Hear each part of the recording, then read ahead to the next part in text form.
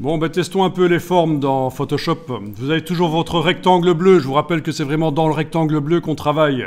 Ça peut déborder, mais on va certainement pas aller travailler à 3 km du rectangle bleu. On va rien comprendre. Parce que le motif, il se crée dans le rectangle, dans le carré, en fait, bleu, ici. C'est la base de votre motif, c'est là que les objets sont réellement. Bien, donc vous avez des formes géométriques dans Photoshop, elles sont là, c'est l'occasion d'en parler. Outils rectangles, mais aussi d'autres, notamment le triangle. Vous pouvez tenter le triangle, vous le prenez, enfin, je veux dire, vous activez l'outil, vous positionnez quelque part dans votre carré, là, et vous commencez à tracer. Avec la touche majuscule, c'est un triangle équilatéral. Sans la touche majuscule, on est libre de faire la forme qu'on veut. Voilà, et vous avez un triangle.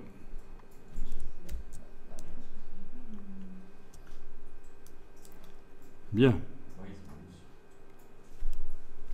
Il se met forcément, enfin il se met juste au-dessus, en fait, du calque qui était activé.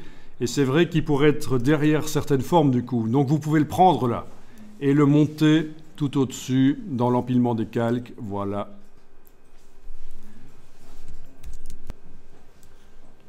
Donc votre triangle peut encore être modifié. Déjà au niveau de sa couleur, etc.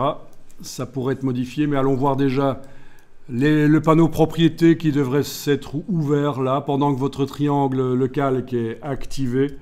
Vous avez ici, dans le panneau propriété, alors attendez que je vois un peu. Voyons dans la palette des calques, ce sera mieux d'aller voir dans la palette des calques d'abord. Palette des calques, oui on était dans la palette des calques, qu'est-ce que je dis comme bêtise? En principe, on aurait dû avoir la possibilité de modifier le nombre de côtés, mais on l'a pas. Ça m'ennuie. Enfin, vous avez déjà le fond et le contour qui sont là. Je vous en prie, allez-y.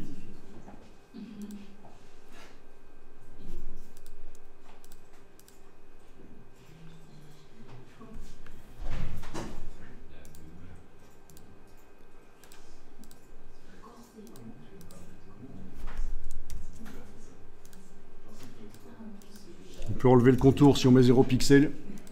Est-ce que vous avez vu, on peut changer le nombre de pointes du triangle? Non? Voilà, c'est peut-être parce que c'est quand on utilise des formes polygonales. Ma mémoire me joue des tours. Je vais tester ici. À la place de... Et je vais peut-être lui appliquer quand même le style graphique qu'on a fait tout à l'heure. Voilà. Donc il y a une ombre et un biseau. Donc, à la place du triangle, je vais prendre forme polygonale, outil polygone, tracé, avec la touche Shift, voilà. OK. Donc, la couleur, voilà. Et, OK, là, on a le nombre de côtés. Et là, bizarrement, on peut descendre à 3 et c'est un triangle. Donc vous voyez, c'est ça que je cherchais tout à l'heure, mais en fait, sur l'outil triangle, on ne peut pas modifier le nombre de côtés, mais sur l'outil polygone, oui. Y compris mettre 3, qui est, comme vous le savez, un triangle. OK. Arrêtez de rire. Voilà. Donc voilà. C'était l'occasion de parler des formes polygonales. Honnêtement, on s'en sert surtout quand on fait du design web, en fait. Hein. Mais... plus rarement quand on fait bien sûr du trucage photo. OK, transformation manuelle pour agrandir, tourner, etc. Voilà. Dupliquer avec la touche Alt quand on a la flèche noire. Voilà. Je vous laisse tester ça.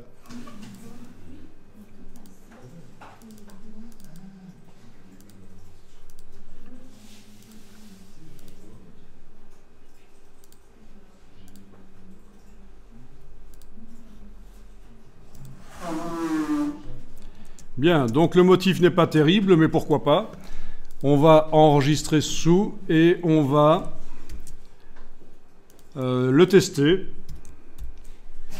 Donc test motif-06, voilà.